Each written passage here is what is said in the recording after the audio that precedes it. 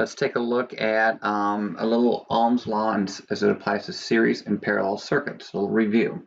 So what I'm going to do is I'm going to have a 20-volt circuit, and I'm going to put a 2-ohm resistor in this circuit right here. Okay.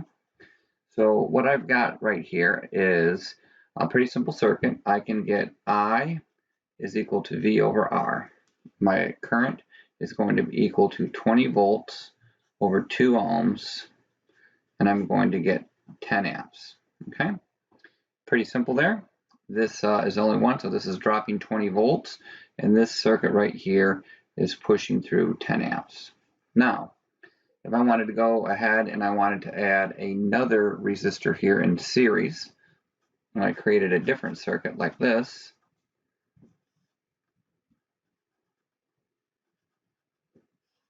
and I had a 2 ohm and a 2 ohm. So now supposedly when you put something in series, you're supposed to get less current in the circuit, okay? So let's take a look at this. We've added more resistance in series. So is the circuit going to generate less current? First thing we need to do is we need to reduce the circuit.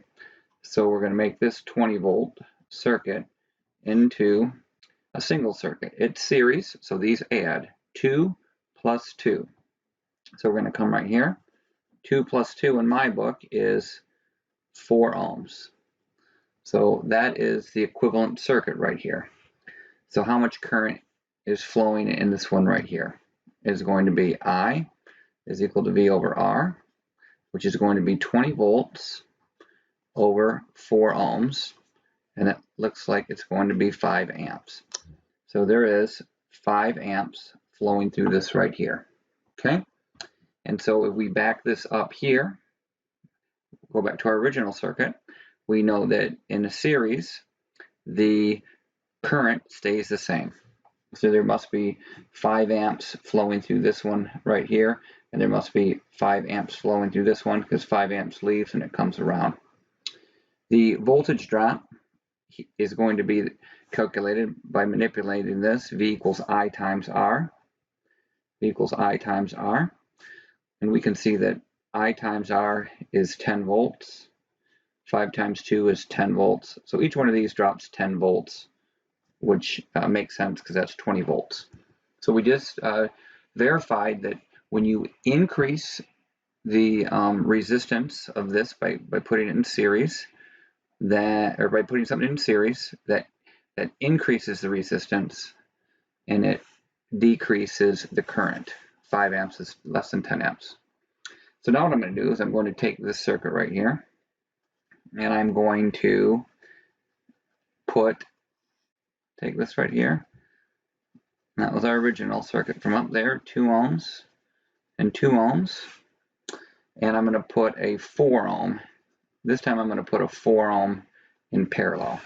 And so this time, supposedly when you put more resistance in parallel, what that does is that is going to supposedly decrease the resistance, and it is going to increase the current. Okay, so what we're going to do is we're going to be comparing, what we had going between these two. Okay, so the first thing I need to do is I need to reduce this. So I got 20 volts, and I'm going to leave the 4 right here. That's my 4 ohms. And I know that the 2 plus the 2 is equal to 4 ohms. I need to reduce it again. I'm going to go from 20 volts, and I'm going to make it into an R total. So these become R total. So how do we do that? We take 1 over 4. R total is equal to 1 over 4 plus 1 over 4, which is equal to 2 over 4. And so we're going to flip it. We got to flip this right here, and we need to flip this right here. So 4 over 2 is 2 ohms. So there we have 2 ohms. Okay. At this point, I'm going to say I is equal to V over R, 20 volts over 2 ohms, I'm back to 10 amps. So I've got 10 amps flowing through here. Okay.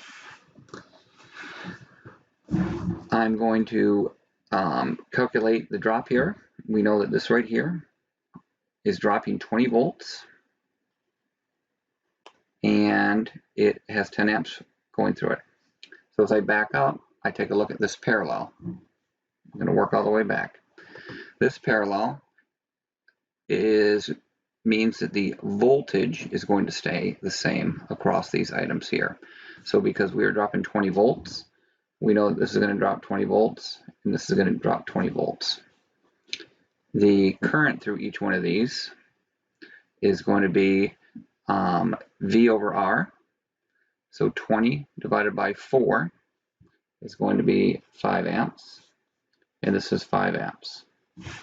And let's see if that makes sense. We had 10 amps total leaving.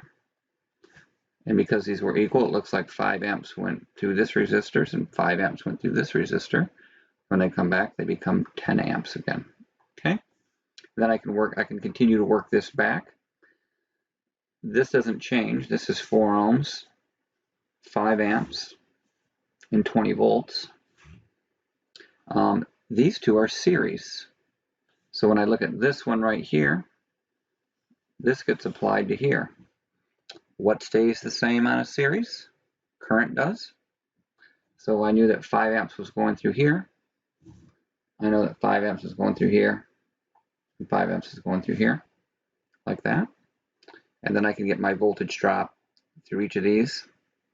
And we already did it here. It would be 10 volts and 10 volts.